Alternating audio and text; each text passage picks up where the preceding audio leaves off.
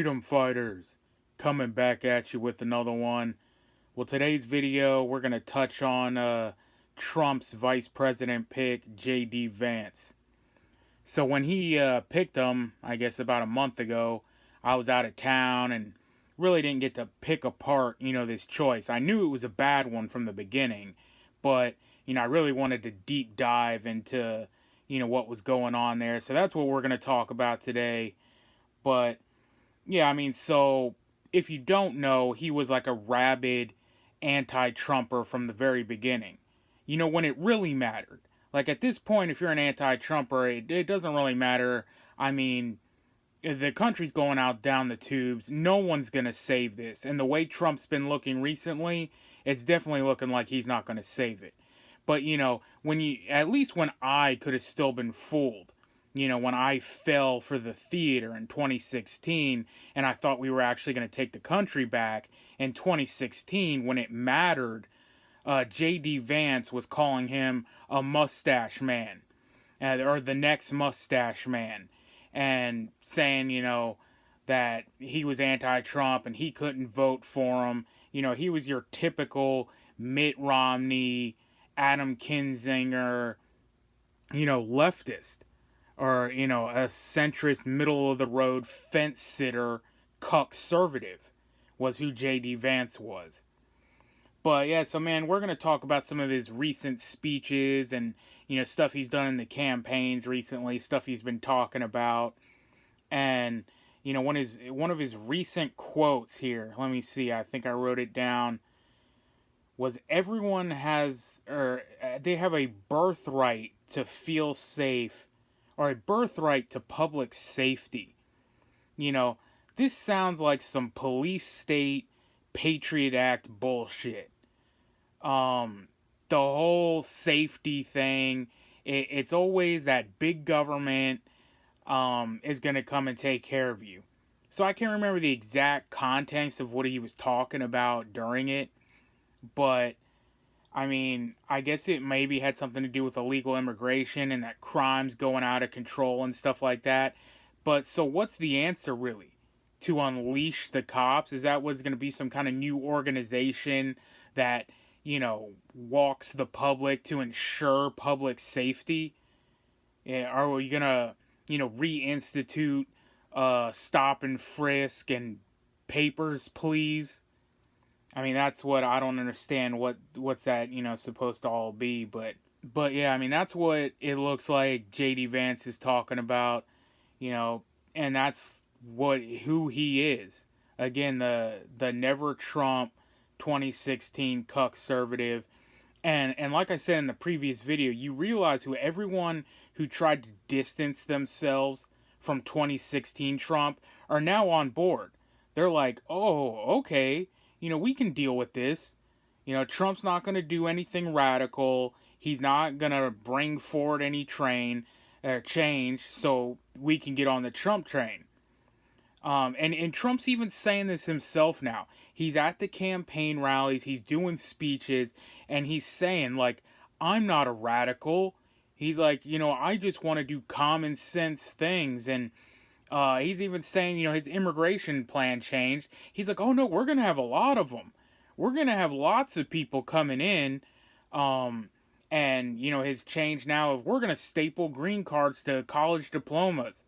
Even community college diplomas.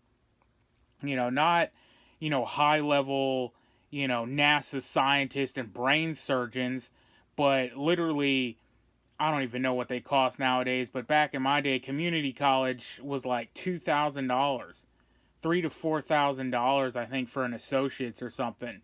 So, you hear the prices these people are paying to get across the border, $5,000, $8,000, $10,000 to get across the border. You don't think that they're gonna put these people through, low-level colleges, just get them into college and get their green cards stapled to their diplomas? But that's become the new Trump policy. But anyway, I don't want to talk too much about, Trump's thing, but, it's becoming his downfall here. And he also said this in one of his recent speeches, how, he's like, they asked me, should I get more personal, or should I be, acting presidential? And he even asked, should I fire my advisors? And this goes back to the video we previously did about the Groyper War and how he's brought back in Corey Lewandowski. And I think it's getting to him, man. I think he's starting to realize, like, this campaign and this just softness is not what we're about. And yeah, he's like, his campaign owner runners, they're telling him, to be presidential and, act more calm and centered. And it's like, that's not what we voted for you for. Like I said in the last video, Michael Moore's analogy of pulling the pin and throwing the grenade. We want the bull in the china shop. We threw you into DC to shatter the dishes, to tear it apart, to structurally demolish it and start anew, not to work within the system.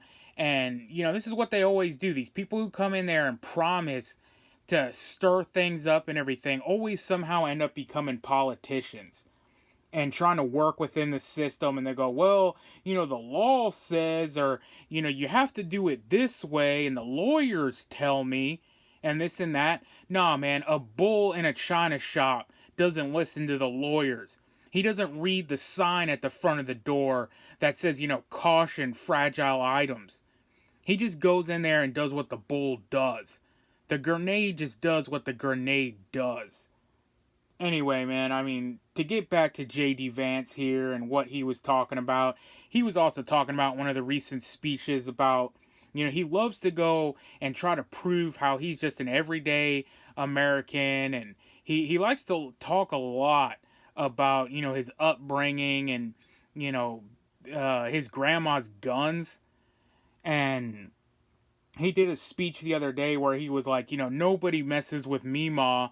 And one time he talks about a road rage incident where he said someone was doing something, raging, and they went up to the car, and he's like, Mima pulled out her 44 Magnum and tapped it on the windshield. And, that's great. That's how it used to happen back in the day. But what I was saying, the point I was bringing forward was how you're bragging about that. That same thing has costed thousands of their people of their rights in this country by unjust laws and the police that enforce them. I was talking to somebody, we were watching an episode of Yellowstone one time, and I can't remember the exact episode, but I think it was like when the foreigners get off of the tour bus and they end up on the ranch, and he comes out and he racks his shotgun to get them all back in the bus. And, everyone was laughing. I was watching with some friends and stuff. And I'm like, you do that in the real world? Like, you're getting charged with, like, intimidation of a firearm. At the very least, like, brandishing and stuff like that. There was another episode where he was carrying a pistol or something, and someone said something to him, some smart remark. And then he pulled out his pistol or pointed to it. I forget what it was. And I'm like, there it is again. Like in the real world, and in some states, I mean, it's different otherwise, but even open carrying is against the law, which is obviously unconstitutional. But then they have, like in Florida and stuff, where it's only concealed carry. But then they have printing laws and stuff like that too. So if, you're wearing like tight pants or something, or, they can see it on your hip and it's pressing up against your pants, and someone can see the silhouette and say, like, that person's carrying a firearm, even that's against the law. Certain states where, it can't be seen. You have it in your jacket pocket or something, and a handle slips out. Next thing you know, you're getting charged for open carry or brandishing or something like that. Some kind of bullshit. But, those are the police that J.D. Vance and Trump support. That they want to give them full immunity to violate the Constitution, violate your laws, and uphold the police state. And they support it. But yeah, I mean, even further on this whole J.D. Vance and his life story and everything, that he constantly wants to talk about, and wrote a book and did a movie on, which, by the way, so I had to go see this because I remember hearing about it, but now I'm like, I need to check into this whole thing. So yeah, if you don't know, he wrote this book based on his life story called The Hillbilly Eulogies or something like that. Elegy, I'm not sure exactly how you pronounce it, but and then they did a movie on it as well. So, the movie starts out with his dad or his uncle. He gets dunked in the river or something like that. Some kids were beating up on him. And then his, dad or his uncle come up and beat the kids up, which again is assault on a minor. So, yeah, he's beating some kids up, started out. Different scenes in this movie, I wrote some notes on it. But, yeah, so then he's in the car with his mom or something like that. He goes into a comic book store or something and wants some baseball cards that he can't afford. And his mom steals the baseball cards. So, there you go. Stealing. And then midway in the ride, I forget what they're fighting over, and he ends up calling her a bitch, and she goes crazy, starts hitting him. So, again, child abuse, all this stuff. And then he runs out of the car and runs into some lady's house where she, gives him refuge and calls the police. And he's like, yeah, my mom's going crazy. She's trying to kill me, do all this stuff. And she tries to bust down the doors, which is breaking and entering, breaking into this lady's house. And the police come and, say, is this true or whatnot? And he lied and said, no, it didn't happen. He made it up or something. But I'm surprised this lady didn't end up pressing charges. So she escaped, some major charges right there. And obviously she ends up having drug problems, all kinds of stuff like that. That's what he talks about often. And she's, stealing from the hospital she used to work at. Again, and if you're caught with any of these drugs without a prescription, those are felonies. Those strip you of your rights. And then she has a suicide attempt as well, which again, if you're mentally unstable or anything like that, again, loss of rights. And then there's another scene where he ends up driving his mom to his boyfriend's house, or not her boyfriend's house. And he's in the process of throwing her shit out the window and all this stuff. And he calls his mom, I think, a whore or something like that. And he gets pissed off. So he goes and breaks and enters. He busts this guy's door down and, tries to get in there to fight this dude. So what are you going to, you're going to break and enter in this guy's house and then assault somebody? And it's just on and on. Later on, he's at a hotel room where his mom's doing drugs, and I think he busts into the room too, or he breaks down the door. So destruction of property and all this. And again, I'm not trying to hammer on the dude. What I'm trying to point out is the things that he highlights and stuff. Nobody's perfect, And that's the thing. And that's what I point to, that, all these laws and everything, and that, I'm perfectly fine with them being laws and having punishments and consequences tied to them. But more or less, time in jail. They don't lead to loss of rights. And J.D. Vance and Trump are going to support these police for the very things, the problems they have within their family. Because I understand they're trying to, act like the normal person and, the humanization of like, oh, I'm just like you. And this is where I grew up and like this is how we lived. And my grandma, when she died, had 19 guns. And, this is the kind of life we lived. But, that leads to the suffering of thousands and millions of Americans, and you support it. And anyway, that's just kind of what I wanted to talk about. Give me your opinion.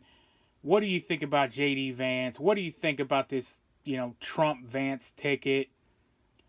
I'm probably just going to leave it there for this one, but Yeah, I mean, till the next one, you know what it always is. We are on our own. No one's coming to save us. So get right with God, because only God can save you. Freedom Fighters out.